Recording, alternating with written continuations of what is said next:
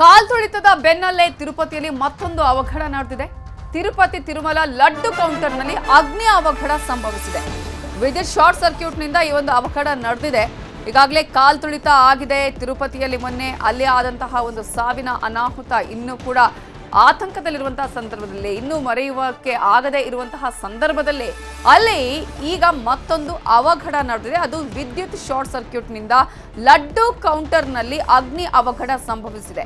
ಬೆಂಕಿ ಹೊತ್ತಿಕೊಳ್ತಾ ಇದ್ದಂತೆ ಗಾಬರಿಯಿಂದ ಓಡಿದ್ದಾರೆ ಭಕ್ತರು. ಕೂಡಲೇ ವಿದ್ಯುತ್ ಸಂಪರ್ಕವನ್ನ ಕಟ್ ಮಾಡಿದ್ದಾರೆ ಸಿಬ್ಬಂದಿ. ಒಳ್ಳೆ ಕೆಲಸ ಮಾಡಿದ್ದಾರೆ, ಇಲ್ಲಾಂದ್ರೆ ಇನ್ನೇನು ಅನಾಹುತಗಳು ಆಗ್ತಾ ಇತ್ತು. ಲಡ್ಡು ಕೌಂಟರ್ ಸಂಖ್ಯೆ 47ರಲ್ಲಿ ಈ ಒಂದು ಅವಘಡ ನಡೆದಿದೆ. ತಿರುಪತಿಯಲ್ಲಿ ವೈಕುಂಠ ಏಕಾದಶಿಯ ಟಿಕೆಟ್ ಕೌಂಟರ್ ಬಳಿ ನೂಕುನುಗ್ಗಲುಂಟಾಗಿ ಕಾಲ್ತುಳಿತ ಸಂಭವಿಸಿತ್ತು. ಇದರಲ್ಲಿ 6 ಜನ ಮೃತಪಟ್ಟಿದ್ರು. ಇದರ ಬೆನ್ನಲ್ಲೇ ತಿರುಪತಿಯಲ್ಲಿ ಈಗ ಮತ್ತೊಂದು ಅವಘಡ ಸಂಭವಿಸಿದೆ. ಲಡ್ಡು ಕೌಂಟರ್ನಲ್ಲಿ ಬೆಂಕಿ ಕಾಣಿಸಿಕೊಂಡಿದೆ. ಭಕ್ತರು ಓಡಿ ಹೋಗಿ ಅಪಾಯದಿಂದ ಪಾರಾಗಿದ್ದಾರೆ. ಈಗ ಇದು ವಿದ್ಯುತ್ ಅವಘಡ ಆಗಿರೋದು, ಶಾರ್ಟ್ ಸರ್ಕ್ಯೂಟ್ ಆಗಿರೋದು.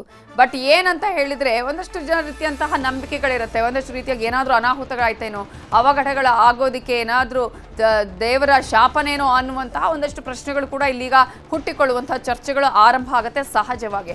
ಆದರೆ ಇಲ್ಲಿ ವಿದ್ಯುತ್ ಶಾರ್ಟ್ ಸರ್ಕ್ಯೂಟ್ ಆದಂತಹ ಪರಿಣಾಮವಾಗಿ ಕೌಂಟರ್ ನಂಬರ್ 47ರಲ್ಲಿ ಅಲ್ಲಿ ಬೆಂಕಿ ಹೊತ್ತಿಕೊಂಡಿದೆ, ಬೆಂಕಿ ಕಾಣಿಸಿಕೊಂಡಿದೆ. ಇಮಿಡಿಯೇಟ್ ಆಗಿ ಗಾಬರಿಯಿಂದ ಭಕ್ತರು ಓಡಿದ್ದಾರೆ. ಆದರೆ ಯಾವುದೇ ರೀತಿಯಾದಂತಹ ಪ್ರಾಣಾಪಾಯ ಆಗಿಲ್ಲ.